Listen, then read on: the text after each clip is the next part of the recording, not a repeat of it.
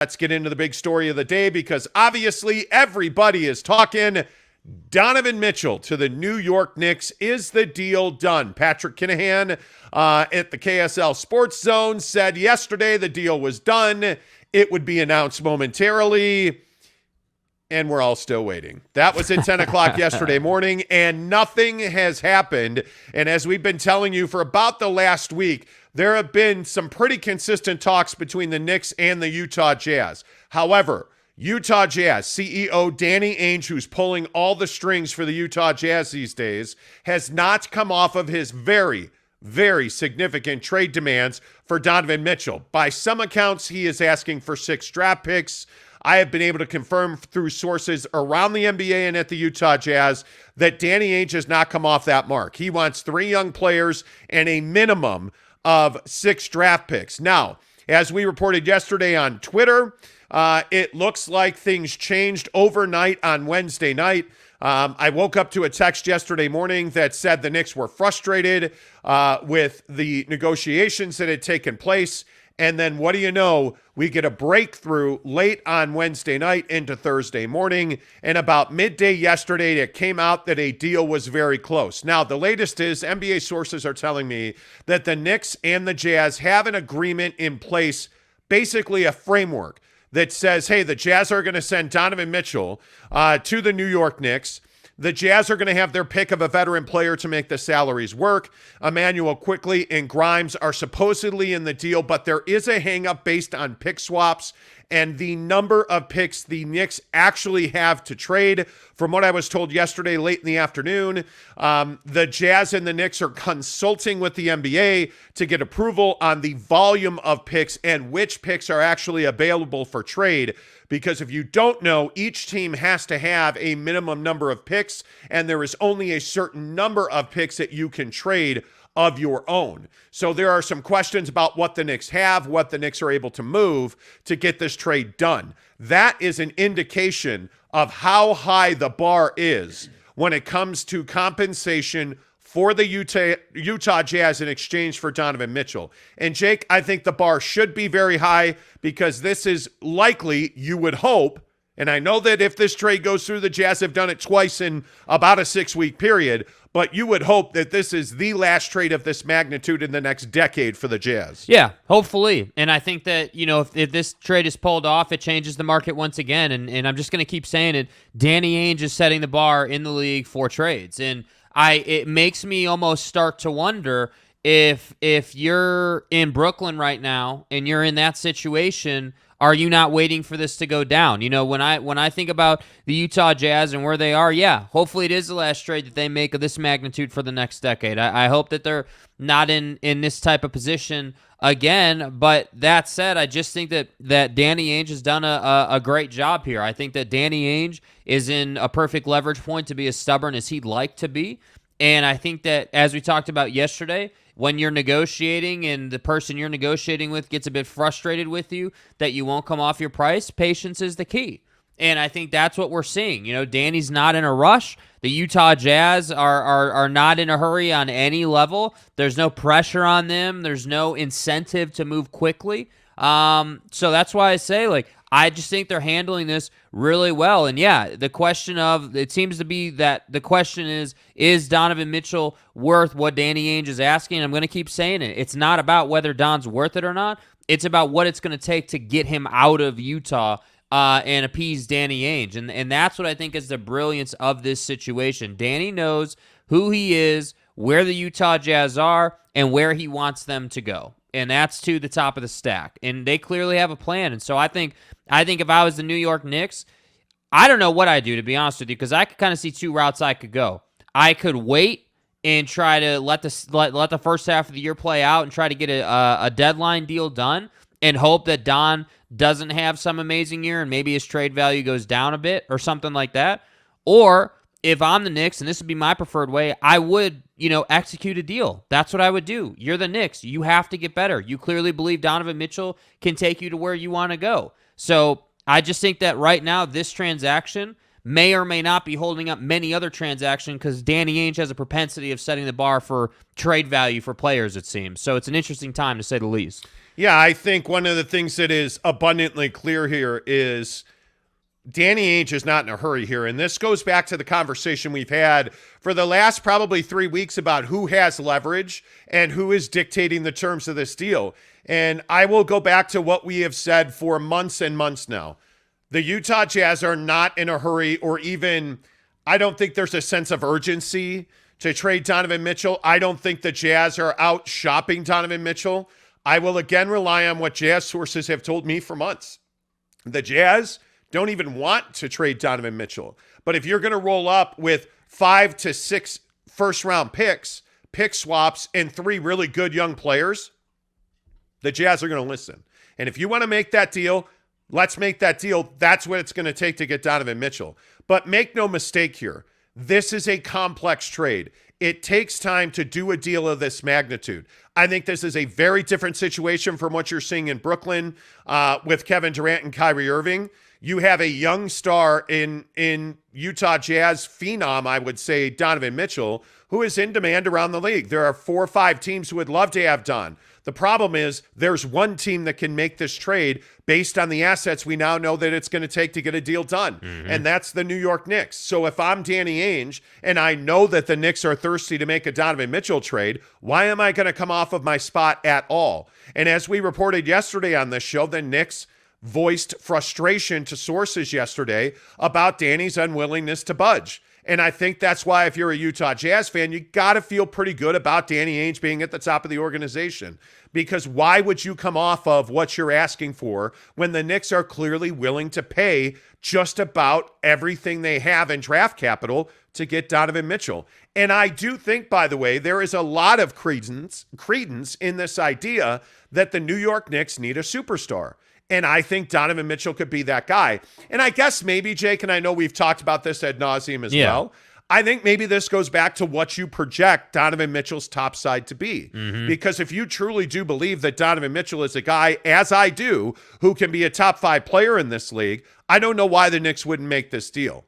But the question, and I think it's a big one, if you're the Knicks and you make a trade for Donovan Mitchell, does it make you a contender in the East? Yeah, I think there's no other way around it. Like, no, right now I don't think that it makes you a contender in the East, mainly because you're sending guys out like Evan Fournier and Obi Toppin and quickly. Like those are the guys that are rumored to be in this deal. So I don't even think that saying that making this deal doesn't make you an Eastern Conference Finals contender, I don't think that's an indictment on Donovan Mitchell. What it's an indictment on is, all right, yeah, you're coming to get Donovan Mitchell, but what does that do for the rest of the roster? What does that do for the rest of your team? Like, does Don have anything to work with besides his own game at that point? I mean, okay, you've got Julius Randle, you've got RJ Barrett. Okay, sure, those 2 guys can definitely help you. I mean, obviously, for those of you who listen every day, you remember we had a pretty, heated, passionate discussion, I think it was Wednesday, about RJ Barrett, and what he looks like. So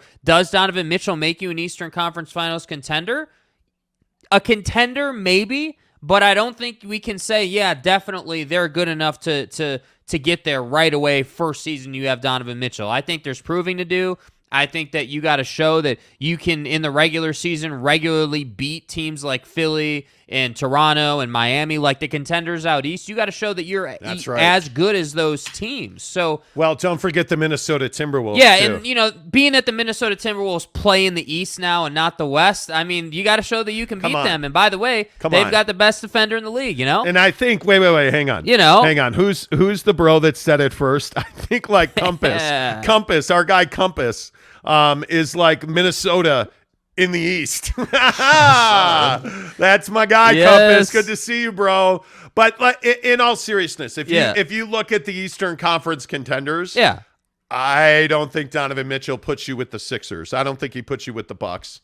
I don't know. In one of the other questions that I think we're open for business on today is, will Kevin Durant and Kyrie Irving, will they be Brooklyn Nets this season? Yeah. Because if they are, and if you have KD, Kyrie, and Ben Simmons on that roster together, you're better than the Knicks are. Well, and I just don't think that for Sean Marks there's any reason to rush. Once again, like, you have time, and again, I can't help but saying, like, dude, if I'm Sean Marks sitting there in Brooklyn in that building, I'm like, man, we got to let Donovan Mitchell's deal play out now, because if I've got Rudy Gobert's deal, Donovan Mitchell's deal, like, I now have leverage sitting in that front office. And yeah, of course, there's a line you have to play of not asking for too much, but asking for enough. But you want as much leverage as you can get. So now, me personally, I'm kind of in a place where I don't expect anything to happen until this Don thing gets put to bed. Like, until we get either a trade, obviously, or it's widely, like, league-wide agreed upon that he's not moving until, like, the deadline or next summer. Yeah, and I think one of the things that's so important to talk about here is that I just don't think most people know what's happening. I don't. I think yesterday was the perfect example of how things change very quickly. Yeah. And you know what? Sure, we take a lot of heat on what we've said about the Jazz and Donovan Mitchell, and I think there is a lot of trade and information going on. And I think that it has been very difficult to get a clear read. I mean, we've had rumors and people telling us things, and I mean, we have not reported 99% of the things that we've heard about this deal. I mean, yeah. I can tell you the ridiculous nature of the swings in information on a Donovan Mitchell trade. It has been incredible. And that's why, like, last week when people are like, well, why aren't you tweeting about this? Your sources are made up. And because you don't tweet everything that you hear. Right. You don't tweet everything you're told, because if you can't get confirmation from both sides on things, and generally that's the bar for us. If we're gonna tweet and report something, we need multiple people telling us the same thing. And that's why the Knicks being frustrated, I think, is a really significant part of this story, because I don't think there's any doubt that if you go back in the history of time with the Knicks, they have failed miserably, especially since Jimmy Dolan came on board. They have failed miserably to make good decisions. The Knicks have struggled, whether that is their inability to land LeBron James, whether that is their inability, like I saw somebody talking about the Isaiah Thomas scandal yesterday, like having Isaiah Thomas and having this scandal with Isaiah and having Isaiah run the building and having Charles Oakley, thrown out of Madison Square Garden. And do you understand how downtrodden the Knicks have been for the better part of the last 25 years? Yeah. Do you understand how just incredible it is? Whether it's misfortune, bad luck, and certainly just mismanagement by Jimmy Dolan, you understand moments like this for the Knicks are absolutely critical. You add a kid in Donovan Mitchell. He's from Westchester County. His dad works for the Mets. He's throwing out the first pitch for the Brooklyn Cyclones. Like, this is a New York guy. And this isn't football. This isn't baseball. It's basketball. Yes. And in New York, basketball matters. What happens on the floor at Madison Square Garden matters. It's rule. It's law. It's the Mecca. The Garden. Yeah, and so you get a local guy like Donovan Mitchell who is ready to rock and roll. Hey, man, you got to make that trade. But how much are you willing to give up? Are you willing to give up Grimes to get this deal done? Are you willing to give up Topping, quickly, Grimes, 6 picks and swaps? Like, are you willing to do that to get Donovan Mitchell? I would not do that if I'm the New York Knicks. And that's the thing that I keep coming back to is we hear about these deals and it's done, it's not done. Yes, it is. No, it's not. If you're the New York Knicks, you better not be in a hurry here. You better not be frustrated. And this is why Danny Ainge is such a witch, because the guy says, this is my asking price. Are you willing to meet it? No, I'm not. All right, well, hey, good luck. If that changes, let me know. You have my number. We're out of here. Peace out, bro. Right? But if you're the Knicks in this situation, can you afford to acquiesce? Can you afford to say, well, you know what? Instead of 4, I will throw in 6. And yeah, I didn't want to put Grimes in this deal. You know what? I'll put Grimes, and you know what? I'll give you your pick of whatever veteran you want to make this work. Because that's what the Knicks are doing. Yeah. According to sources yesterday, the Knicks have told Danny Ainge, hey, you can have your pick of a veteran, and we'll include Grimes and Quickly in this deal. And my guess is he's going to look at Reddish and Fournier, choose one of those two guys, because I still maintain what I've been told 3 days ago. They have no interest in Julius Randle here with the Utah Jazz. Danny Ainge is going to make a crazy deal. Yeah. And I think he is going to once again break the trade market. I'm for real. He's going to have 10 first-round picks. Yeah.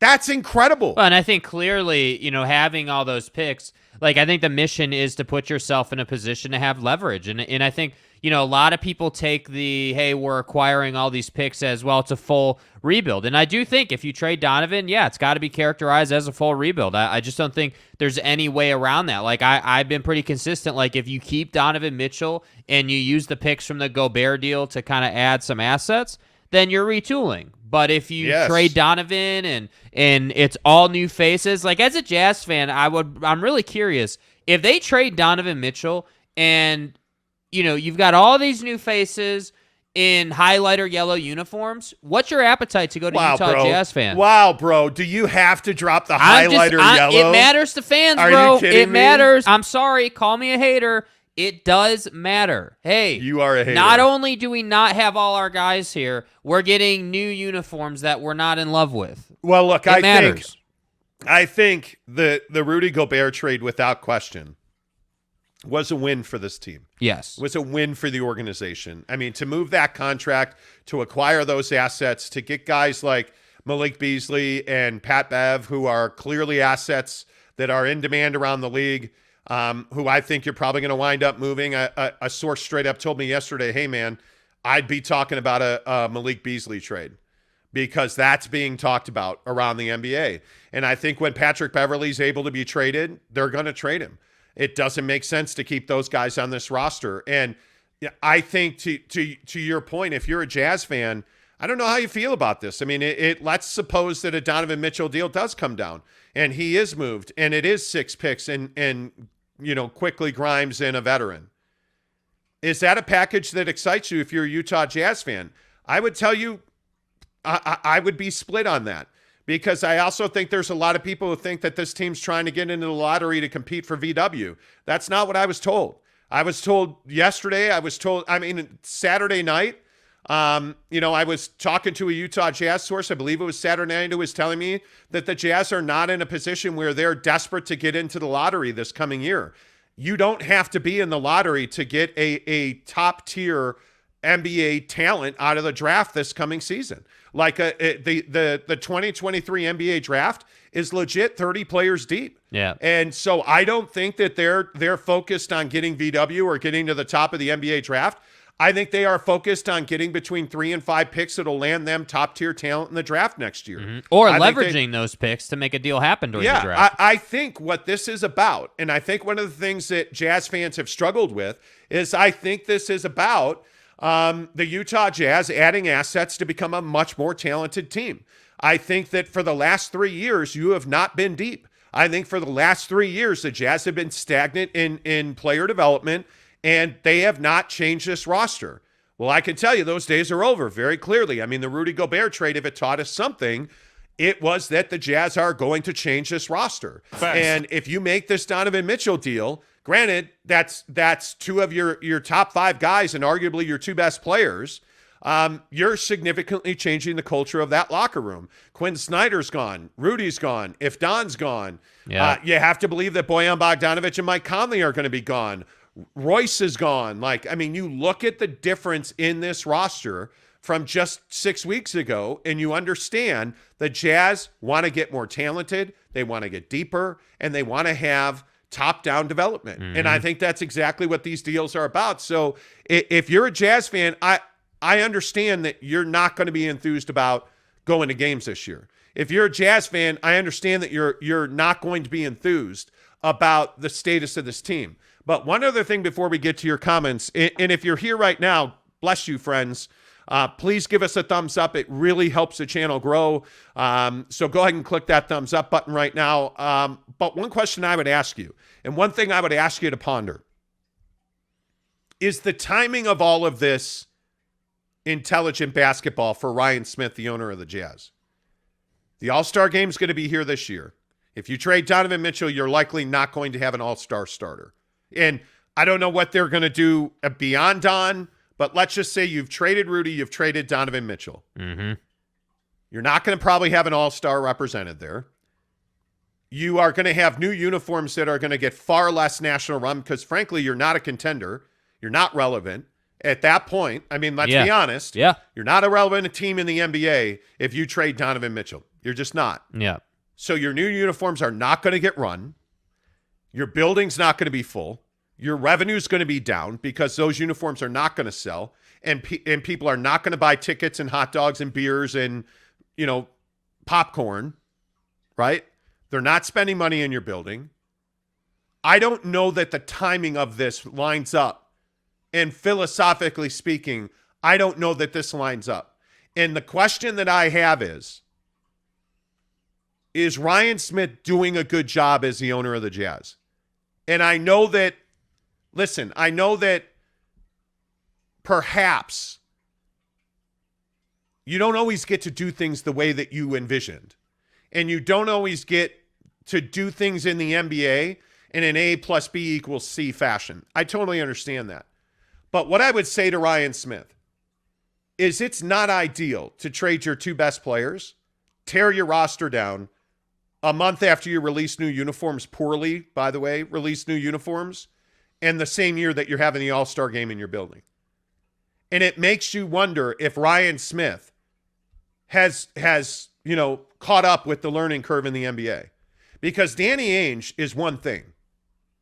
He's a killer. Danny Ainge is an assassin. Danny Ainge doesn't care about the All-Star game or the uniforms. Danny Ainge cares about winning games for the next 5 years. Mm-hmm. And Danny Ainge is doing exactly what you need to be doing.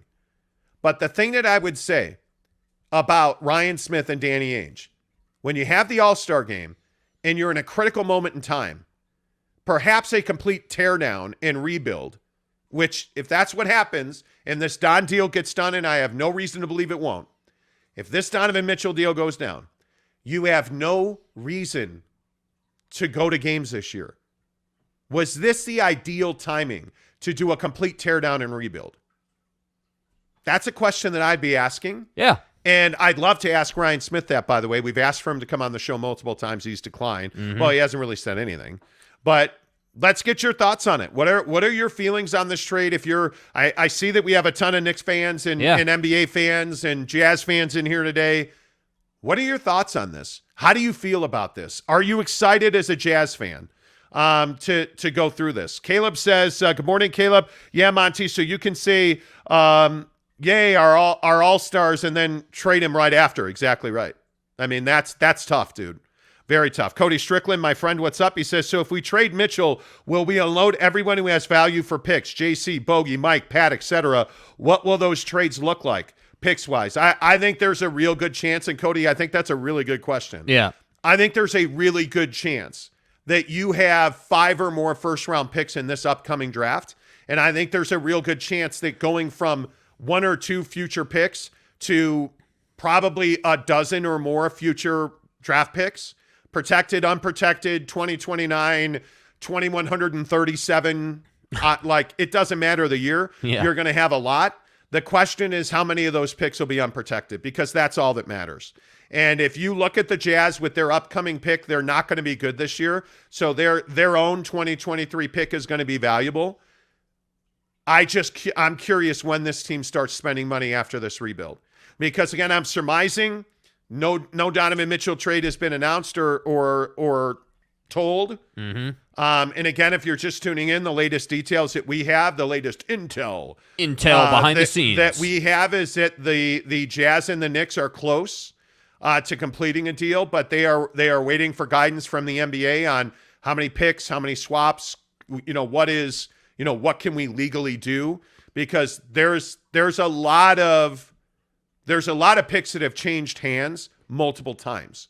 So you're trying to figure out like the legalities of that from what I've been told. Yeah. So that to me, it can get kind of complicated. It is very complicated. It is very complicated. Gabe Ledley, first one in this morning, says, morning, boys. Which random NBA fan base are we triggering today?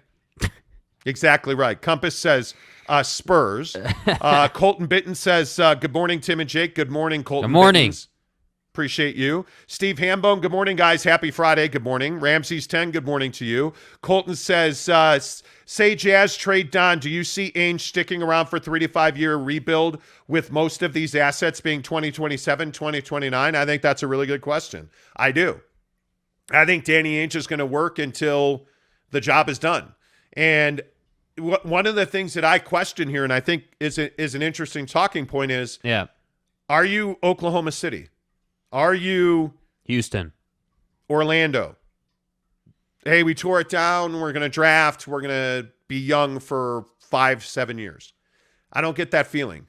I don't. I think from what I'm told by sources at the Jazz, they want to win. And I think that part of this is when you talk about the All-Star game and starters in the All-Star game and like that whole dynamic, yeah, sure, timing may not be great, but on the flip side of that, could that also mean that Ryan Smith is truly committed to winning as quickly as possible? Because don't forget, what was it, just 6 months ago, we had people saying, well, they're not going to do anything because they prioritize the All-Star game over winning a championship, right? We all remember that as Utah Jazz fans, that whole storyline. And so that's why I say, yeah, timing's not great, but it could be that they're getting super aggressive and they are just committed to winning. And so when we talk about Danny Ainge's future with the Utah Jazz, yeah, I think he's going to be around. I don't understand the logic of coming into an organization, trading the 2 best players, completely changing the roster just to say, yeah, I got to retire and play my 18 holes of golf every day. You know what I mean? Like that just doesn't make a lot of sense from an organizational standpoint. Yeah, I would agree with you on that. JP Shanahan, good morning, sir. He says, crazy thought, what if the Jazz had kept Gobert and traded Mitchell for Durant? Well, they didn't. Yeah. One of the things I don't like doing is playing hypotheticals with guys' careers. Right. It's something that if you listen to the show daily, we don't do that. Hey, who's going to sign here or where are they going? We don't play hypotheticals because I think you're talking about the livelihood of guys that care deeply about their gigs. And I think you got to understand that. Cody Strickland tips us $2 this morning. Cody, appreciate you. What teams will you be covering if the Jazz tank? Well, we're a Utah Jazz fan base. Listen, we don't just cover teams when they're good, man. Like I think that this show is a Utah sports show. It's Utah first, and I think obviously we talk about a lot of national things and all that, but again, I think let's not beat around the bush. This is a very important time in Utah Jazz land. Whether they rebuild and tear it down and they suck for 5 years, or they rebuild, tear it down, and suck for a year and then are back in the Western Conference Finals. This is a crucial time for this organization. Ryan Smith has said repeatedly he cares deeply about carrying forward the legacy of the Millers and the history of the organization and all of that. So it's important. Yeah, I agree. I think it's one of those things where you just can't put a value on the sentiment of your fan base. The building's not going to be full this year. You're not going to sell those highlighter yellow. Didn't you say highlighter yellow? Highlighter yellow. Yeah, that's what they are. That is what they are. Bro, they're gold. Highlighter, not gold uniforms, right? Like, terribly vexed. Are they yellow or are they gold? I personally would like an apology. Oh, okay, you're offended by those uniforms. I would say that they're yellow. I think they're yellow. Zach Attack says, look at how... Zach Attack, let's go! How Danny rebuilt the Celtics. He wants to win now while letting other teams rebuild for him. Celtics found IT while drafting Jalen and JT. Yeah, they did. And I think Danny's the exact right guy for this gig. That's what I'm saying. Like, I wouldn't be...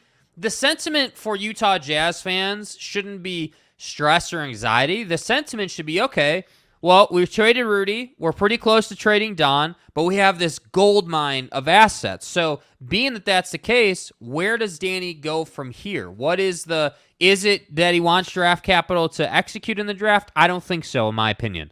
Yeah. I think Danny Ainge wants all that draft capital to leverage teams during the draft to make trades to get veterans. That's what I think Danny Ainge wants to do. Yep, Zach Attack with now $10 to the show. Thank you, Zach Attack. He says Attack. Also you're welcoming Nets fans because after this, Mitchell's trade, a KD trade is going to be impossible due to the crazy high price of the market. My God. But isn't that the truth? I think that's a super important point. Like, is it lost on the national, like a Knicks fan or like an out-of-market fan, that nothing has really happened besides Rudy Gobert, Donovan Mitchell is close, it seems like, and James Harden. What else has happened? Nothing.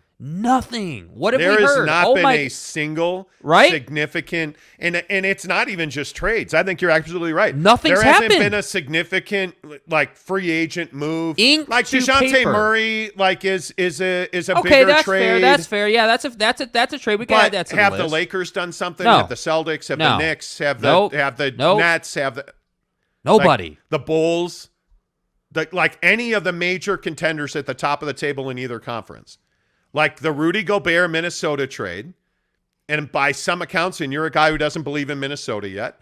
Well, mainly because they're in the East, not the West. Right. But if you think about the guys who have traded places, what significant move has happened? Yeah. There really hasn't been a contender. I'm waiting. This Kevin Durant thing, I don't think Kevin Durant's getting traded. That's my opinion. I don't see that happening. But to Zach Attack's point, I mean, it's impossible to do business when Danny Ainge is getting 6, 7, 10, 12 picks in 2 deals. Yes. It makes it almost impossible. Yes. NY Jazz fan says, I can't wait to watch this show in season and game same day. Appreciate that. Dude. Yeah. And I know, again, a lot of people are saying, why aren't you reading my comments? Boys, it is so hard to keep up with all the comments.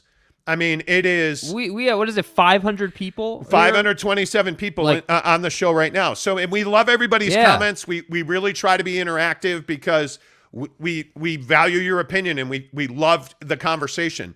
It's not personal if we're not reading your comments. And what I would say, too, on that really quick, and not that we're looking for you guys to pay us all kinds of money, but in an effort to get your comment read, tip us 1 cent. Tip it so it highlights your comment, even if it's a cent, dude. That way we can see it and we can get to it. Lou Memorabilia says the Jazz fans deserve all-stars in the all-star game. Well, that's really difficult, man. That's tough. But again, Knick fans deserve Donovan Mitchell. I mean, they deserve the Knick fans have supported that club through Phil Jackson, through Isaiah Thomas, Carmelo Anthony, all of the drama that has gone on with Derrick Rose. Yes. Think about all of the nonsense that this team has put its fan base through. Knick fans deserve a guy like Don. Yeah. They deserve a star. They deserve a guy that's hometown, born and bred, New Yorker, Westchester County. They deserve Donovan Mitchell because he is, no matter what you want to say about Don, he is a special, different human being. I believe Donovan Mitchell is genuinely a good guy. Yes. He is good for the community. Zach's mom likes him. Donovan Mitchell is everything you want on your basketball team. Yeah. I, for one, think it's a mistake to trade him. When's the last time the Knicks had that? If you really think about it. The Knicks haven't had young, hometown kid storyline in how long? Mark Jackson. Mark Jackson's a New York playground legend. It's just, I don't know. Josh Martin says it's going to be a long year if we trade Mitchell. Thanks for the $2, Josh. Well, I think it is.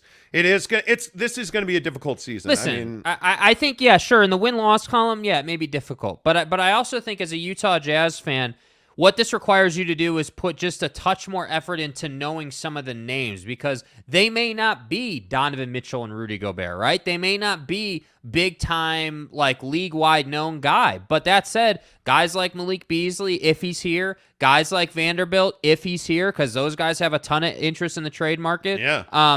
Those are guys that you're going to learn about and see what they can do because they are capable. Kurt Myers says, can we at least keep the Jazz dancers? Nah, man, that's worth a first-round pick. Yeah, man. Have you seen the new Jazz dancers? Multiple first-round picks. Caleb says, are y'all going to eventually take callers? Probably not. For us, we have the capability to do it, but for us, it is, I don't know. A week from today, there's a massive announcement could be on this show, so I'll reserve comment on that. Caleb also says, by the way, speaking of highlighter yellow, Caleb was on TV. Whoa! During the Salt Lake City Summer League. Really? Wearing a highlighter yellow hat. Damn. And I would just say, look, Caleb, you're a good-looking dude. That hat didn't do justice. I mean, the half Are people Myron? Obviously not. To push you down. That was a bright hat, Caleb. I mean, you know. Let's see. And Garcia says, "Pay to participate." Well, it is the only way to get your comment highlighted. So, for those that want to be, Yankee fan forever says thank you. Caleb says Dolan doesn't deserve him. No, he doesn't. And Jimmy Dolan's a cock. I hate Jimmy Dolan. Wow. I have had 2 really negative interactions with James Dolan in my career. And if that guy happens to trip and fall and get hit by a subway train, that's probably too much. And as you can see, there's not much hope for you left. If he happens to slam his door his finger in the door of his limousine this morning, that'd be okay too. Yeah. Like, I just am not a James Dolan guy. I am not a Jerry Reinsdorf guy. I am a huge Chicago sports fan. Born and raised. Jerry Reinsdorf is brutal. He is. I mean, he's not as incompetent as James Dolan is, but he's close. But Knick fans deserve a win. They really do. Erich Tavera, good morning, my friend. It's funny how Gobert once again made waves, and as his trade pretty much stunted and made KD trade complicated as to any trade in the NBA. Totally agree. Absolutely. Yeah, well, why is that, though? I think this is an important point. Why is that? Because, again, and this is no indictment on Rudy Gobert. It's just how the league views him. Hey, if Danny got that for a guy who basically doesn't have any individual offensive game and is defensive first, if you got that for Rudy Gobert, well, what's the asking price for pretty much the best player in the league? Yeah. That's the problem. Yeah, all 623 of our current viewers, please give us a thumbs up. That really helps the channel grow. We appreciate you being here. And again, if you're just tuning into the show this morning, we are talking about the Utah Jazz and the New York Knicks are on the verge, according to sources, of making a deal for Donovan Mitchell. The very latest news that we have on that is that the Jazz and the Knicks have the framework of a deal, which means that somewhere something changed, because 24 hours ago we woke up to messages that essentially said, hey, the Knicks are really frustrated with Danny Ainge and the Jazz because they won't come off of their spot.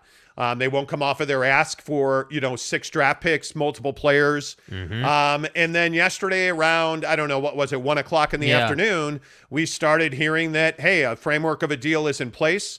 That the Jazz will have their pick of a veteran player on the Knicks roster, plus 3 young guys and a gat of picks. Yep. And that what we were told late last night and this morning is that the Jazz and the Knicks are consulting with the NBA to figure out what is actually available for trade. They're trying to confirm, essentially, hey, all of these picks are available to be moved. Yeah. Because I do think pick swaps are going to be a significant part of this.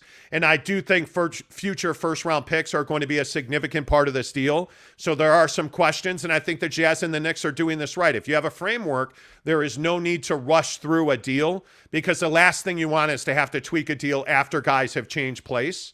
So getting this deal right with the NBA now is actually a really salient point, and I think the right thing to do. And that tells you that you have 2 guys, Leon Rose with the New York Knicks and Danny Ainge with the Utah Jazz, who are not rookies at this. These guys are two distinguished veteran operators in the NBA. Danny Ainge is an executive, and obviously Leon Rose is a prolific talent representative. For those of you who don't know, Leon Rose was a very, very good agent before he became an executive with the Knicks. So you have 2 guys that are used to operating at the top of the NBA. So my guess is this deal gets done. I would not be surprised if it got done today, but certainly I think the Jazz and the Knicks have the framework of a deal, and I think they are simply waiting for the high sign from the NBA to get this done. So, hey, more power to them. I think, again, if you're a Utah Jazz fan, this is a transformative moment in time for the Utah Jazz. But again, from the Knicks perspective and the Knicks side of the game on this, I also think this is a transformative moment in time for the New York Knicks. And if you are not familiar with Donovan Mitchell's game, my opinion is, in my 30 years of covering players, I've probably only seen 5 to 10 players with his kind of upside. And I think there's no reason that he cannot be one of the greatest players in the history of the New York Knicks. He's an assassin. I honestly think that he can be one of the top 5 players in the NBA. Donovan's got to come back with a more willing defensive mindset. He has got to continue to grow his mid-range game. And if that happens, look out. Because Donovan Mitchell is a guy, in my opinion, the first 2 months of this coming season is going to average 30 points a game. All gas, no break. Yeah, seriously, coach. If he's standing next to RJ Barrett, and if they have, obviously Jalen Brunson's their big headline of the season, I think if you put those three together on the floor, I mean, that right there is a formidable pairing. Now, you add Mitchell Robinson into that, you add depth. The question is, how many young guys are you going to have to give up? What happens to Derrick Rose? What happens to Fournier? What happens to Cam Reddish? How many of those guys are leaving New York in this deal? But the bottom line is Donovan Mitchell's a transformative talent that I think the Knicks can really benefit from having on their roster. Yes. So we'll see what happens, and we'll see, to Erich Devera and everybody else's comments this morning, does this deal open up a pathway for more deals to happen? One of the stories I think we have to talk about is this situation in Brooklyn with Ben Simmons. There were rumors around the NBA yesterday that Sean Marks and Mr. Sy, the owner of the Brooklyn Nets, were a little hesitant to trade low on Ben Simmons because Ben has had a really productive summer. He is, by all accounts, really rehabbed this back quite well. And Ben Simmons mentally is in a good place from what he said at Summer League. It wasn't an accident that Ben Simmons was showing himself around town and in the arena at Summer League saying he's ready to go and he's excited he's pumped to get back on the floor. So I think that's a significant talking point here. Yeah. And I think if you are the Brooklyn Nets, I think you're probably in the right frame of mind if you're not wanting to give up Ben Simmons for a very little return. Yep. But then again, I also think you should have made the Kyrie Irving deal with the Lakers already, because that's the guy I think you got to get off the roster. So let's get some more of your comments in here. The Blind Swordsman DS with a $4.99 tip. Appreciate you, my friend. He says, didn't some of the young players at Jazz are getting help the Knicks make the playoffs in 2021? Oh, I don't think there's any doubt that Emmanuel Quickley is a guy that if you're the Jazz, you value very highly. Yeah. Oddly enough, at one point we were told he had to be in the deal for the Jazz to make the deal. Oddly enough, he's also very close friends with Donovan Mitchell. So it'll be interesting to see what happens there. I think when you look at the young players, I think what we saw out of Grimes in the Summer League was nothing short of stellar.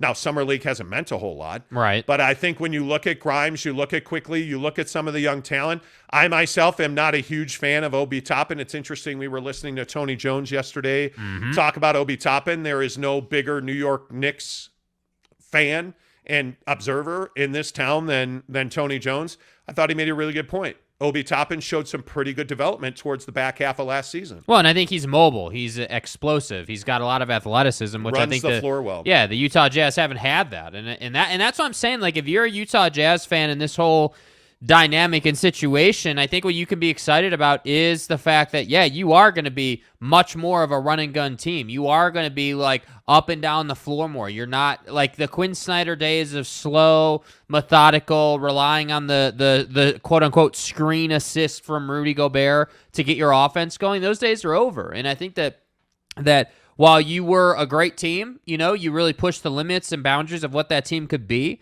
Now it's time to get to the next generation, and I just think that guys like Obi Toppin or Emmanuel Quickley, when you can put a good group of young players together, while the Western Conference is really deep, I still think that you can be good inside of, 2 seasons, maybe? Something like that. I think it obviously depends what Danny does with all the draft capital, but it doesn't have to be a 5-year thing. No, it doesn't. And I think, you know what? I think you're exactly right. New York NY Jazz fan tips us $2 and says, show me the Monty. Click that thumbs up button. Appreciate you very much. NY Appreciate Jazz fan. Thank you. Let me get some more of your comments in here. Let's see. Jeremy Bolton is replying to Ngarsi, who is replying to Jeremy Bolton. My guy Ngarsi says, yes, but look at all the hometown players that failed in New York. My God, that's a good point. Yeah.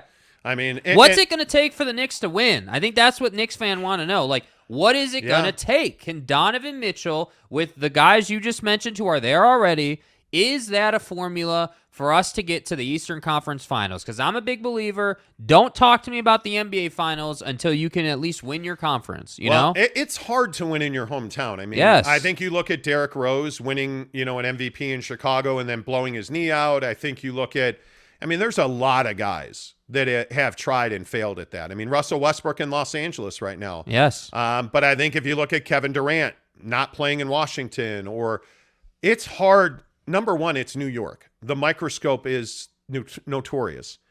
I think if you look at a guy like Donovan Mitchell, he's got the talent to transcend that. And I think when you look at the way, that Don has dealt with the media, which is to say he doesn't deal with the media. No. Well, but he also has called out beat writers on Twitter. He's also, when beat writers have tweeted or said things that simply were not factual, he has gone after them on Twitter. Yeah. You're not doing that in New York. And I think Donovan Mitchell, one of the things that Donovan Mitchell certainly has showed us is that he's got a savvy about the way he handles his business. Mm-hmm. So I think there's a very good chance that Donovan Mitchell's a guy that I think can operate in New York. No doubt. His dad works for the Mets. He's from New York. This is not new to him. How much does the respect factor for Donovan Mitchell go up if he's playing in New York? Because I think that's one thing that, being a Jazz man, I think he doesn't probably get the respect for what he's capable of that he deserves. Now, he hasn't won, right? He hasn't done a whole bunch of winning. He's definitely shown some downsides in his game. But make no mistake about it. I mean, Donovan Mitchell is an absolute killer out there. And I think that sometimes he gets shaded when he really should be touted as really good in the league. Certainly. Yeah, I think you're exactly right, but that's a really good point in Garcia. I think I think that's a very good point. Gabe Ledley says, Jake, just the tip, Montemayor. Exactly right. Right. Exactly Yes. Adam C says, Pat Bev got a high ceiling. Well, I think Patrick Beverley is that guy that if you're like the Clippers openly talked about the fact they missed him. Yes. On their team. I think that's who you are if you're Patrick Beverley. I mean, the hard part is that if he's not on your team, you can't stand that guy. But the facts are, if he's not on your team, he's breaking Devin Booker's nose. Yep. And making a difference. And I think that's a huge, huge piece to any championship team. I mean, there's not a team.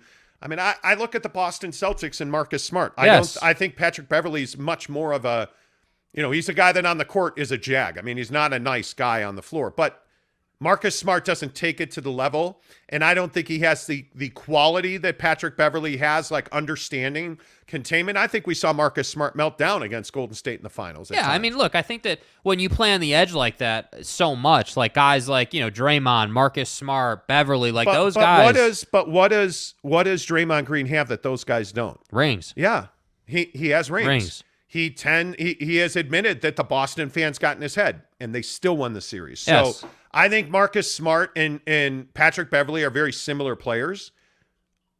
I just think that if Patrick Beverley was in place and next to Marcus Smart, they beat Golden State. Yeah. I look at teams like I'd love to have him on the Chicago Bulls. He's what that team lacks. I think if you're any championship caliber team right now, whether that's if you look out west, whether that's Golden State, Denver, you look out east, whether that is your Minnesota. No, I'm kidding. I'll stop with that. But whether you're Brooklyn, whether you're Milwaukee, whether you are Philadelphia, you can't tell me Philadelphia wouldn't love to add Pat Bev's tenacity to James Harden and Joe. I think that's the point, right? Guys like Patrick Beverley, are what your team rally around when they're on the floor. So when Pat Bev is on the floor, he is your whole existence. He's going to annoy the other team. You're going to rally around him. You're going to draw energy from him. When he's on the bench, yes. he goes away. You don't hear from him. He's not a problem. And I think I feel like in the league today, that's what a lot of teams want. They want guys who contribute, do their thing on the floor, whatever that level is, whether you're Kevin Durant or some young guy. Just do your damn job on the floor and don't be a problem in the locker room. James Knight says Jazz fans won't hate on Don like they did on Hayward. Thanks for the $2.99 there, James Knight. Good to see you, my friend. Yeah, I think you're right. I think Donovan Mitchell's in a different place than Gordon Hayward is just because the Jazz so mismanaged the Gordon Hayward restricted free agency situation. Well, and Don's done more than Gordon did. And I think Don's been a higher caliber player than Gordon was. I don't think there's any doubt. Gabe Ledley with $1 tip. Appreciate you. New York Jazz fan tips us $2 and says, if we trade Donovan Mitchell, how will this affect a new TV deal? Well, one of the things that I think is that I'm a little surprised that we haven't gotten a new TV deal from the Jazz yet, that we haven't gotten a streaming package, that we haven't gotten, he's probably self-aggrandizing, but did anybody catch what the CEO of Netflix said? That in a decade, broadcast TV will be obsolete. And it damn near is now. You look at, if you're not on cable, you're not relevant. And if you don't have a streaming deal, you're not relevant. You look at what Amazon's doing with the NFL and the kind of talent that Amazon, Andrew Whitworth hired by Amazon yesterday for their NFL coverage. I think that the best part about the Knicks is Madison Square Garden. The best part about the Yankees is Yes Network. The worst part about the Jazz is I don't know where they're going to be on TV. I have to hunt their games. And that's the best way to describe it. When you have to put effort in to finding the game on TV. Yes. That's the problem. Like, I should know, okay, it's on this channel every single night when they're playing, and it's typically going to be this time. I need a ping on my phone that says, hey, the Monty Show's live right now. Like, how are we more ready on your phone than the Utah Jazz are? It's crazy. How is that possible? Yeah. And I just don't understand it, because I got to tell you, how did I watch Salt Lake Summer League? How did I watch Las Vegas Summer League? Through the NBA app on my phone. Why can I not watch Jazz games? Why can I not get inside information and content on the Jazz? Look at the Lakers. You can hate the Lakers all you want. The Lakers have one of the best content packages in the NBA. Yeah. Because they have Sportsnet LA. You know, you get inside the Lakers, inside the Dodgers. You get the Yes Network and MSG do tremendous behind-the-scenes programming. Yeah. We get none of that in this town. And it makes me flipping crazy. Yeah. Because as sports fans, we need that.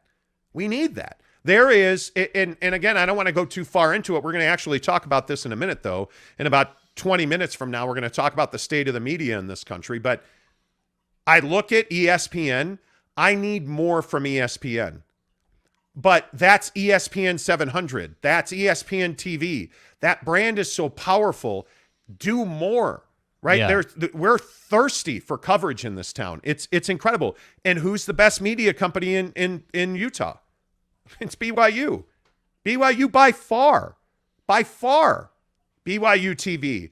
BYU Online. The days of TV being good enough are over. It's over. It's not just that, hey, like, you're just on TV. Like, I got news for you. That's an iPhone 13 Pro Max. That's where people are finding content. I need it on my phone. So I want all your new draft picks. I want content on those guys. I want, like, if I'm the Knicks, I gotta have, hey, Donovan Mitchell just rolled up. I want Donovan Mitchell walking off the plane. I want Donovan Mitchell at shoot around. Like, whatever, man. Like, just bring me in. Like, if you think about, why does everyone love Hard Knocks? Let's use Hard Knocks. Yeah. Why the hell does everyone love Hard Knocks? Because you get things that you wouldn't even think about. Like, as an example, during the time that we can't talk about on YouTube because YouTube doesn't let us talk about it, when you're watching the Cowboys, watching Cowboys players come in and get registered and pick up little things that they put in their pocket so the team knows who is and who isn't. Like stuff like that you just don't get on TV. That's what people want now. It's not just good enough to be on TV. Yeah, and I think one of the things that's so clear is we talk about the latest news on the Jazz and the Knicks and the NBA free agency and trade market here on the Monty Show. One of the things that's so very clear to me is there is an absolute appetite for NBA content. And when we talk about, which sport is healthiest, listen, I understand that Kyler Murray just got $46 million a year in the NFL. You can't tell me you wouldn't rather be an NBA player. Dude.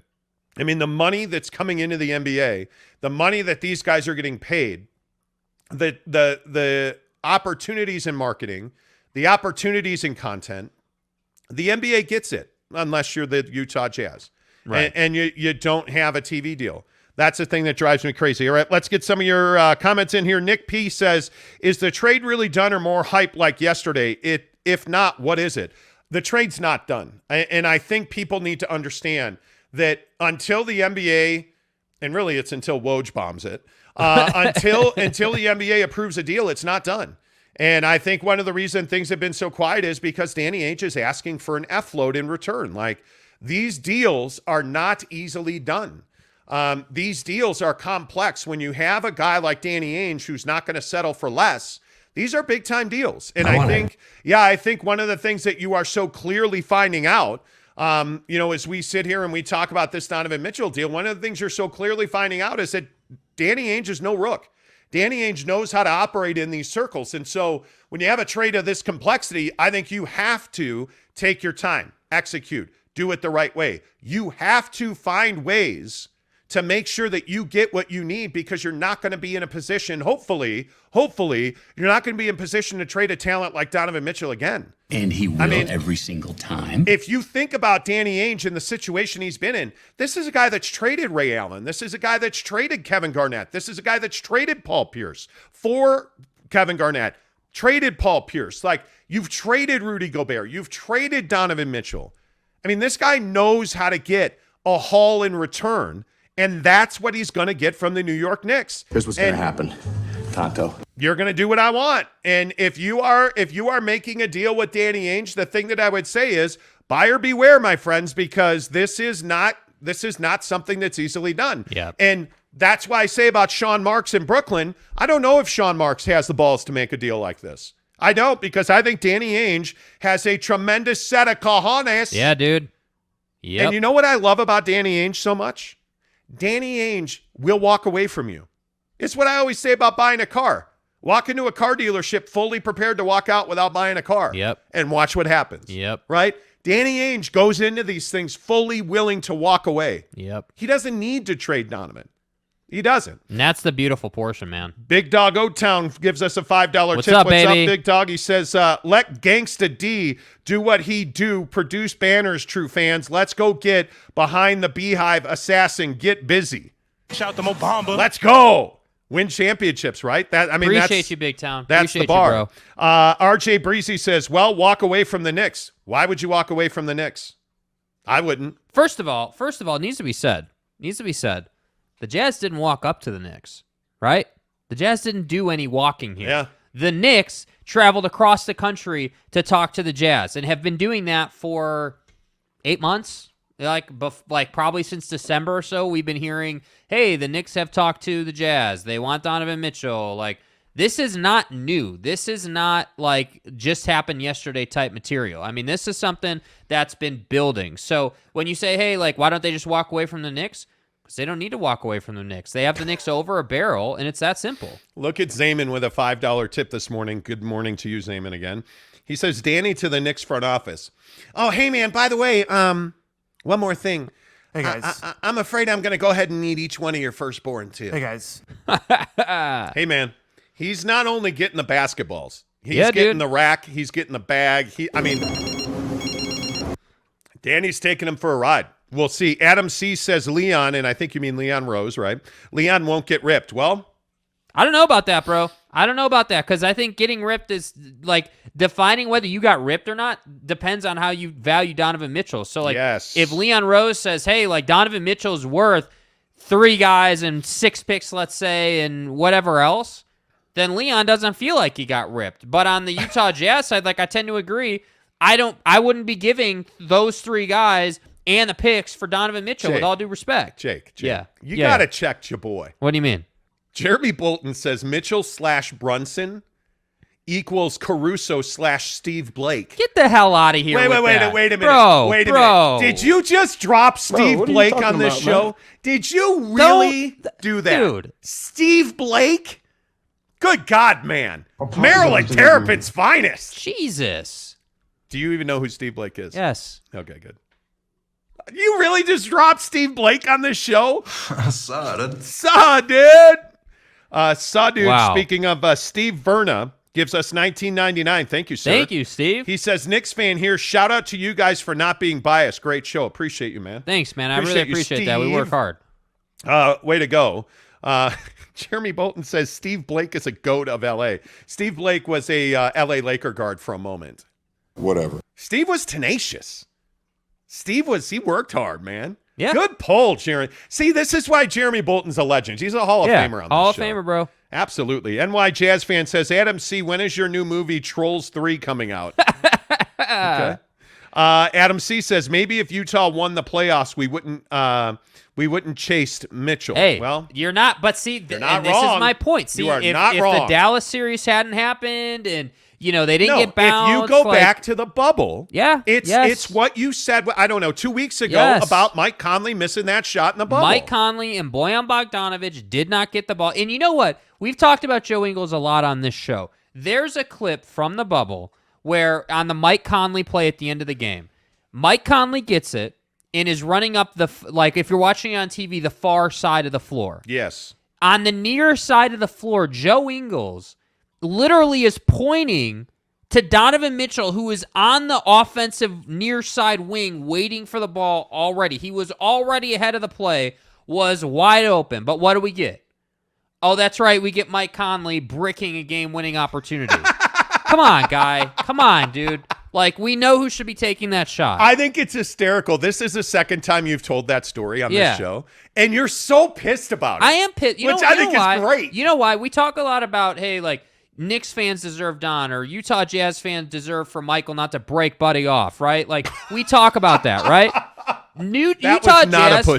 Utah Jazz fan deserves to have seen Donovan Mitchell at least attempt to win the game. Who the hell knows if he would have made it or he would have missed it? I don't know.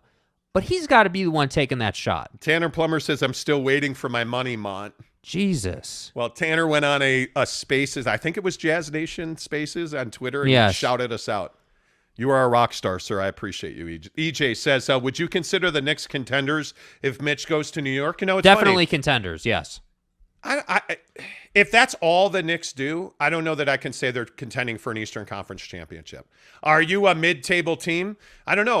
We did this yesterday, and I'm happy to do it again. Yeah. I mean, I look at the the standings from last year, and so many other teams in the East now are better. I mean, let me ask you this then. Last year, the Heat were number one. Are they better than the Heat? No. Not as currently constituted. Celtics, no. Bucks, no. Sixers, no. I think they could hang with the Sixers if they had Don. Oh, stop. You could hang. What do you mean, oh, stop? What do you mean, oh, stop? Who on that team is going to defend James Harden? I don't know. James Harden is not a problem. James Harden is yeah, sure, he'll give you 30, but Don can give you 30. So cross James Harden out. The question is not Harden, it's Embiid. And I would tell you, Mitchell Robinson can keep up with Embiid. Nobody's stopping Embiid. Well, one of the questions about Mitchell Robinson is now he's got that fat new contract. Yeah. Is he a 40-minute guy? No. Mitchell Robinson's not is he a 35-minute guy? Yeah. I think he's a 30-minute he's gotta guy. He has to be. You don't have a choice. But there you go. You don't have a choice. Is Kyler Murray's, $200 million deal make him an MVP? No, it doesn't. You are what you are. You're not the guy that they paid you to be. And Mitchell Robinson has got to be better for them to.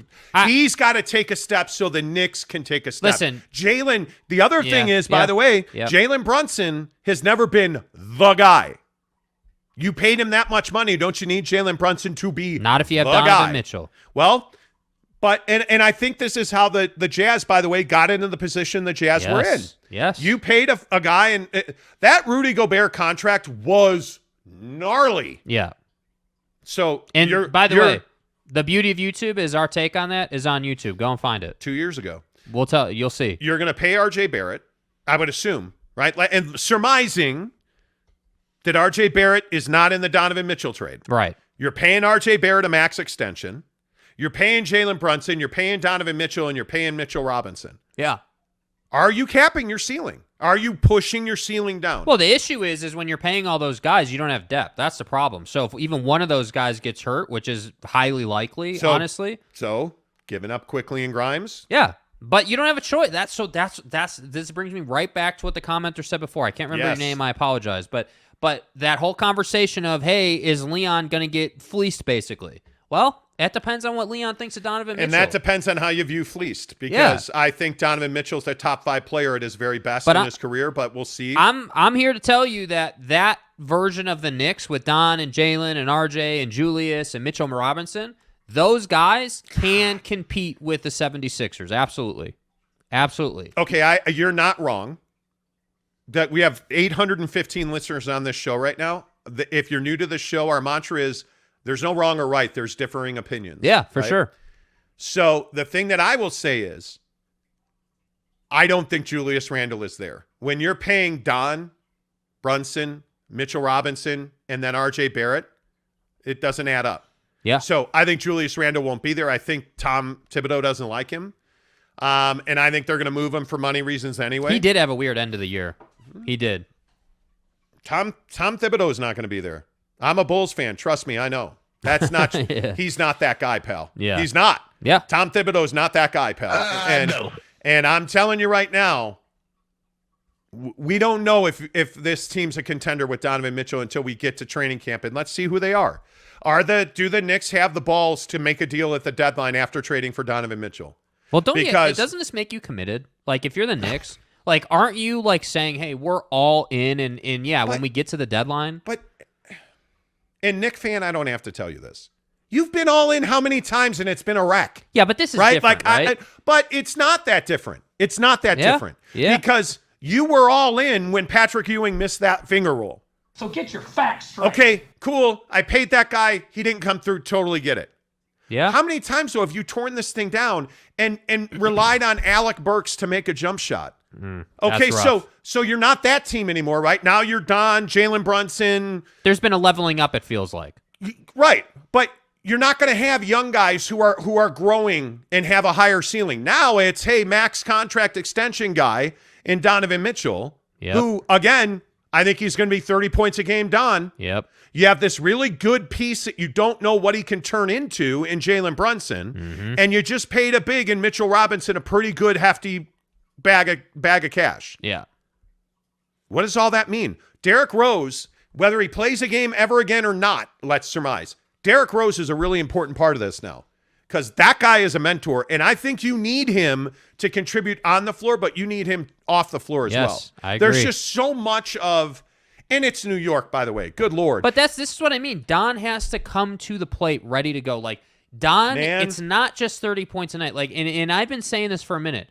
Part of the thing on Donovan Mitchell is he's got to mature as a leader. It is time for him to grow the F up and say, okay, this is my team. I'm the guy.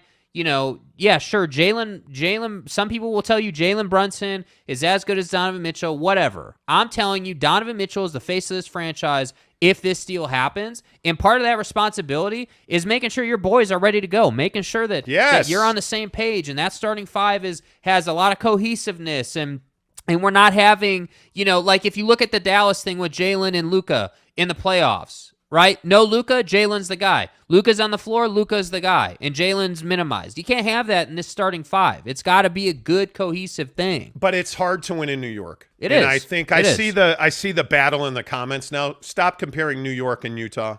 There's nothing to talk about. You're fucking New York City, bro. Yeah. You're the excuse my French, but the expectation's quite different. It's the Mecca. And you can't compare Bill Parcells in the Giants or Jim Fossil in the Giants and, well, the Jets never win. But you can't compare. I'm sorry, that was me being a jerk. That was insensitive, You can't bro. compare the Yankees, Mets, Giants, Jets, Knicks, Nets, Wimbledon.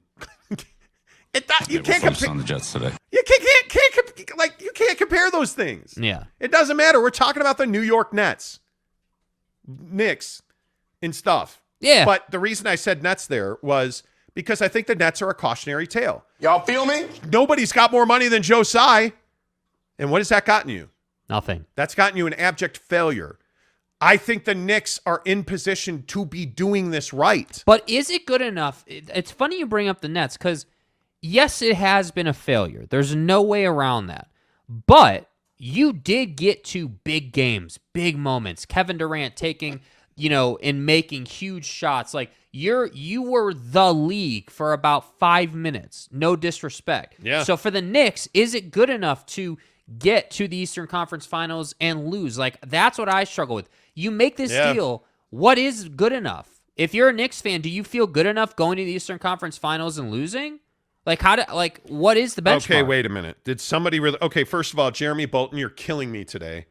For $2, he says, "Do you guys even watch Knicks basketball?" No. Wait, the Knicks. Wait. Oh, I thought we were talking about the Yankees. Aren't the Knicks in the West? No, the Knicks are a baseball team. Oh, damn. Come on. We all know the Nets are. They're a tennis and stuff. I don't know. I'm just being an idiot. But wait, did somebody say, and I'm not going to go back, I just saw one comment that said somebody said that Rudy Gobert was misused in the offense. Bro, do you even watch Utah Jazz basketball? Yeah, sorry, we can't. There's too much to talk about to get to that. Come on. Let's see. Adam C says, D Rose, can't believe you sleeping on him. Oh, my God. I'm not sleeping on D Rose. I'm not. I love Derrick Rose. He should still be a Chicago Bull if he hadn't lost every ligament in his body at some point. Rough, man. And stuff. Jeremy Sevre says, what's the difference between Don being traded to the Knicks and Carmelo being traded to the Knicks? Is the situation better for Don than it was for Carmelo? I think you're in a different generation now. I think the game, when Carmelo Anthony was just some young, arrogant kid coming out of Syracuse, like the game's completely different. I mean, it just is. It's not even the same conversation, I think. But what I'm saying is you can't, under any circumstance, believe that Donovan Mitchell is going to go to New York and do anything but blossom and bloom. Yeah. Because I think this kid is special. I think, there's a lot of people in the comments I saw criticizing his leadership. Donovan Mitchell was never shown how to lead. Yeah. Donovan Mitchell, remember, this is a guy that's 5-6 years into the league and has never had adversity until right now. Like, this is where, as a professional, this is where you grow and you become something. He's never had to battle this level of adversity before. He's 25 years old. He's 25 years old. He's always been the best player on his team, whether that's Louisville, the Jazz, his mom's AAU team. Like, he's always been the best player, right? So Donovan Mitchell, we don't know who he is as a leader yet. We're going to find out. You will risk all that asset? Well, yeah, and I think when you have the expectations that he's had, they only get magnified in New York. I mean, the media spotlight in New York, basketball at the Garden is something different. And he showed last year, he loves performing at the Garden, I think, as a lot of people do. But Donovan Mitchell, we don't know who he is at his best yet because we haven't seen it. We haven't even gotten close to seeing that yet. Let's see. My guy, Straightway Georgia Elder Rufus. Nice name, bro. Is that on your birth certificate, sir? Who the f*** is that guy? I don't think it is. He says he gives us $20. Thank you. I appreciate you, man. How can the Knicks be contenders with the smallest backcourt of all time if they get Mitchell? Because size has never determined efficiency and ability. Donovan Mitchell, is whatever, 6'1". Great. Yep. He's Muggsy Bogues is taller. I don't care. Donovan Mitchell is a killer. And his biggest issue is he has to improve his footwork. He has to be more wanting and willing on defense.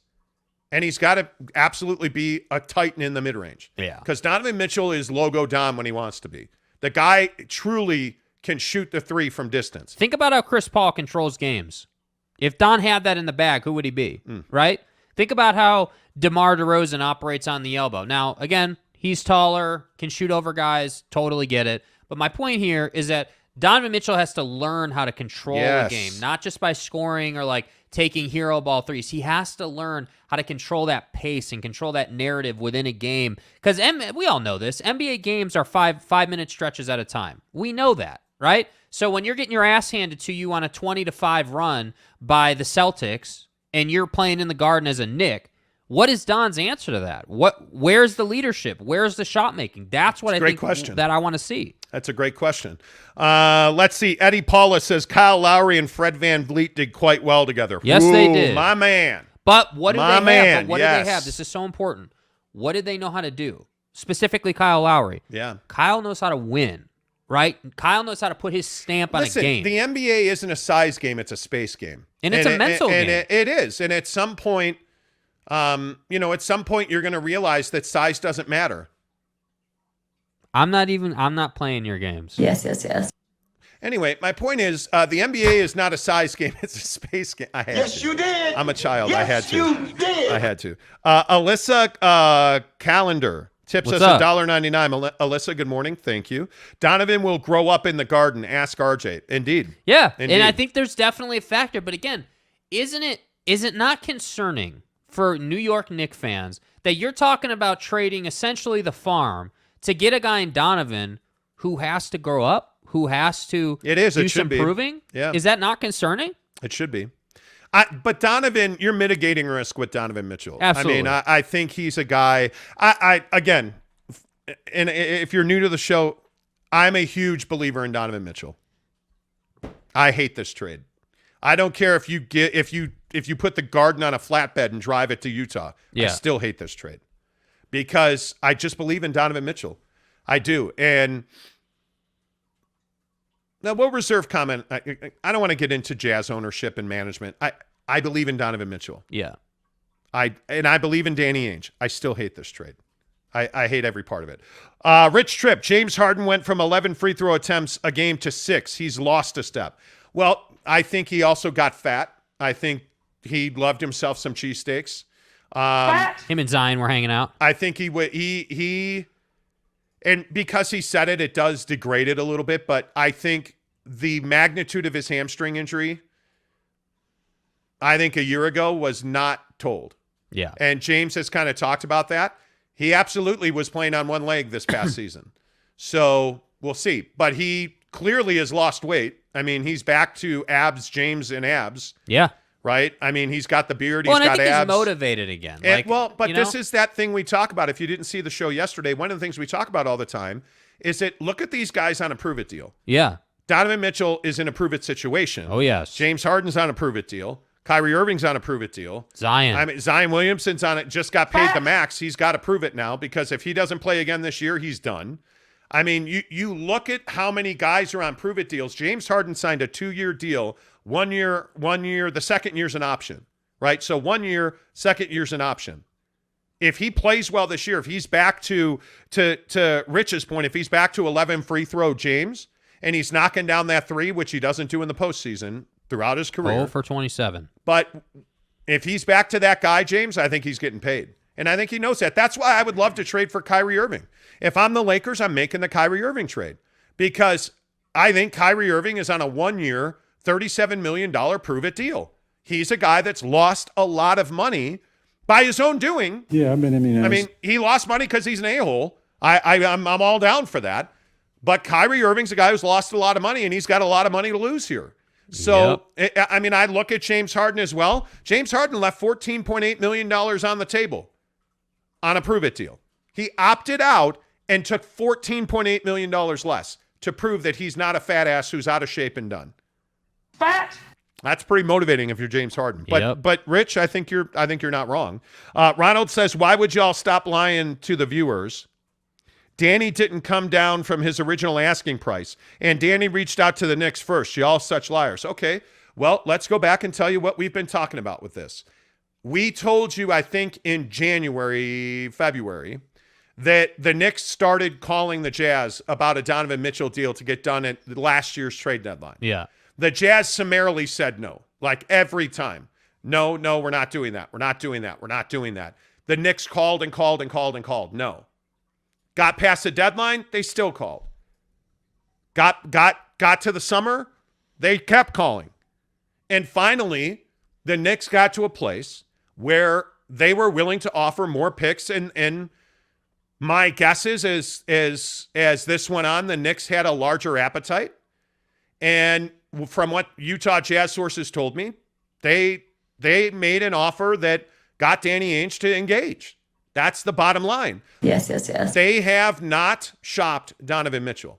The Jazz absolutely, positively did not call the Knicks. They did not. And that's widely agreed upon, by the way. The Knicks have been reaching out to the Jazz for over a year on Donovan Mitchell. Yeah. I'm telling you now that you can view this any way you want to view it. My opinion, based on sources I've talked to, is that the Jazz didn't have an appetite to trade Don. But when you make him a 6-pick, 3-player offer, how do you say no to that? Agreed. I just don't think you can. Tanner Plummer says, if Don goes to New York, will he go coug hunting with Zach? Take it easy. Hey, guys. Take it easy. No, I'm going to leave that alone. Adam C. says, Mitchell never passed the rock to Gobert because he's immature. No. You should look at some deeper stats on Rudy. I think his shot percentage with his back to the basket, Rudy Gobert, is the second lowest in the entire NBA. And the truth is, Rudy Gobert can't dribble.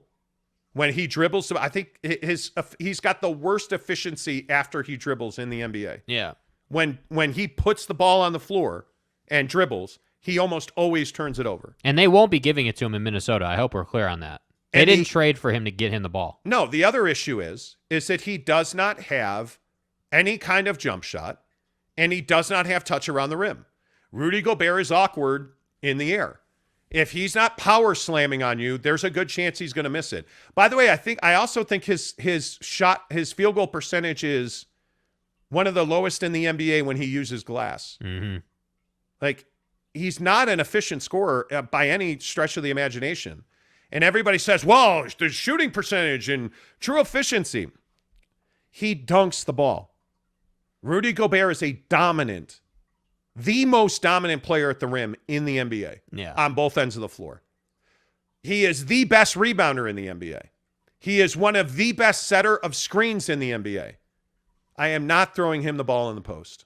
I do not want him with his back to the basket. I do not want him when he has to dribble. Yeah. Throw him a lob or use him to set screens. That's Rudy Gobert. That's it. Big L 139 Lennox says size determines everything. I don't know about that. Ryan Scandura, Monty out here spitting again. Thank you. I think that's a good thing. Kenny Williams says this still don't make sense if they traded him unless they got a truckload back. Back it up, baby. Well, yeah. We'll see. Back it up. And Garcia says, no Mamba. You either have it or you don't. Mitchell has the no Mamba mentality 100%. Nah, that's excuses, bro. We'll see. I've never believed in it. We'll see, man. This whole concept of you either have it or you don't. He definitely has the goods from a mentality standpoint, from an intangible standpoint. But I think you can teach defense. I think if you have the want to, you can learn defense. If you have the want to, Rudy Gobert, you can learn how to shoot a basketball. If you have the want to, Donovan Mitchell, you can learn how to be a leader. Those are things you can learn how to do.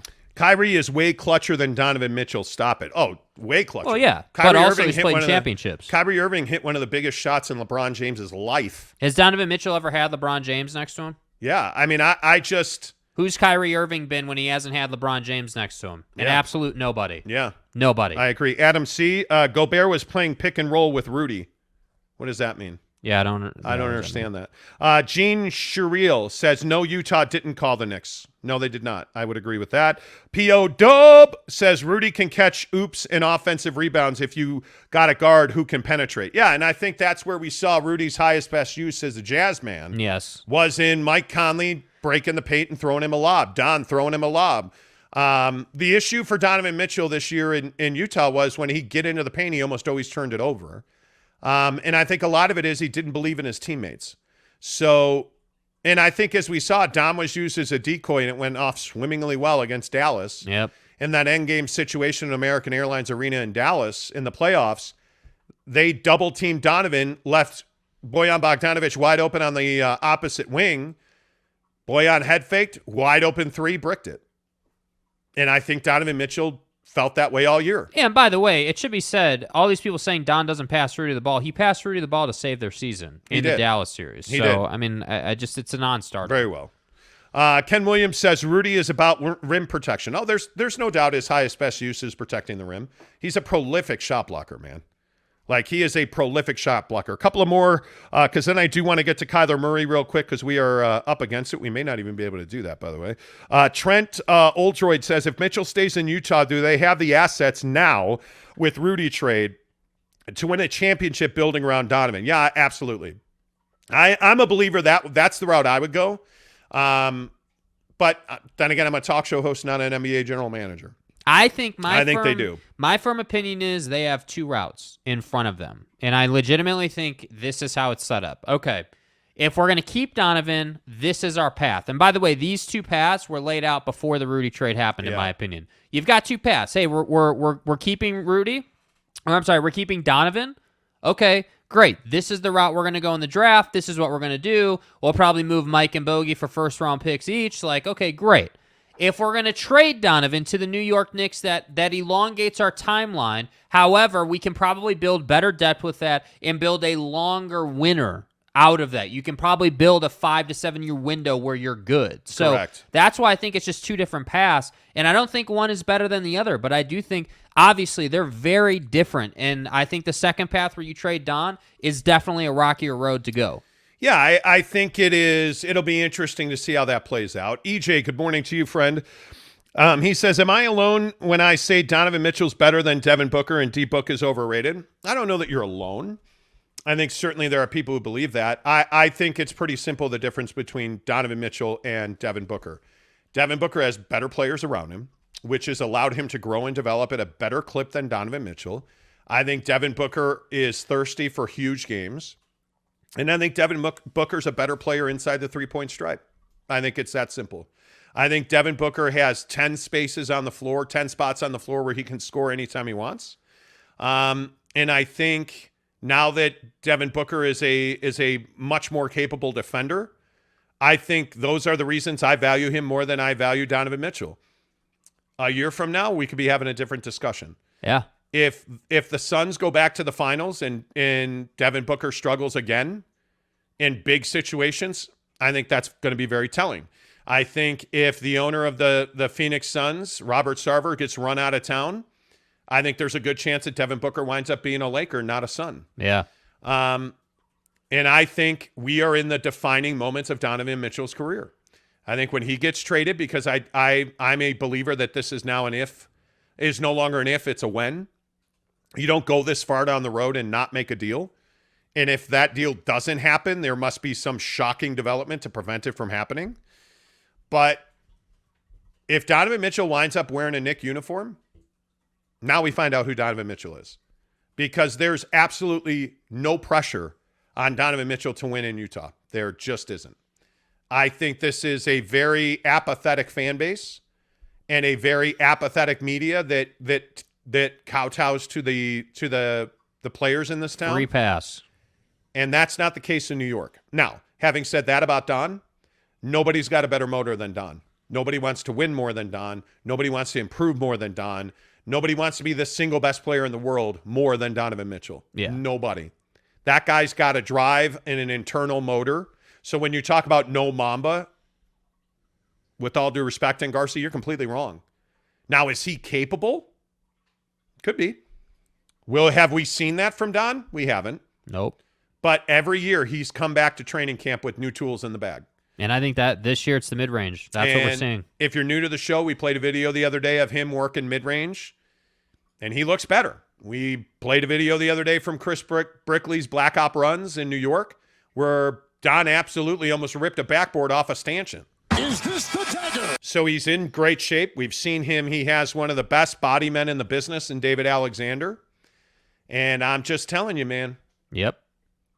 It all prove out in time. Yeah. I could be completely overvaluing Donovan Mitchell. There is no doubt about that. I could be totally overvaluing him. Trent Oldroyd, if Mitchell stays in Utah, do they have the assets? I already read that one. I'm a terrible person. I apologize. Ruff's official, good morning, friend. If Don ends up wearing a Knick uniform, hopefully we don't have to hear about him every day. Probably won't. Not on a Utah sports talk show, you won't. NY Jazz fan says, RJ is soft serve at Chuckarama. Chuckarama. Wow, a Chuckarama reference. A Chuckarama reference. Does anybody in New York City know what Chuckarama is?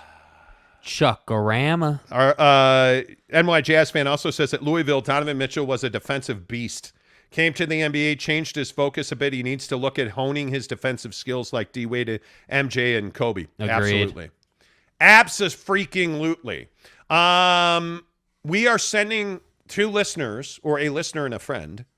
One listener is going to win a pair of tickets to see BYU take on Notre Dame in Las Vegas. We're giving you a pair of tickets, 2 nights in a hotel in Vegas, and a $250 gas card. And I've said this, I know there's a ton of people listening across the country. Please give us a thumbs up right now. Give us a subscribe on our channel. If you want to win this prize and you can get yourself to Vegas, we'll give you a $250 Visa gift card so you can spend it as you like.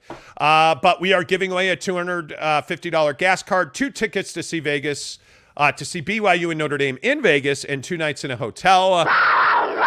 It'll be announced on September 17th, and it's all brought to you by our good friend Devry Davis at Academy Mortgage, NMLS number 278545. If you are looking for a mortgage, if you are asking yourself, can I afford the down payment? Yeah. The answer is yes. All you need to do is call Devry Davis at 801-543-9666. 801-543-9666. Devry Davis at Academy Mortgage.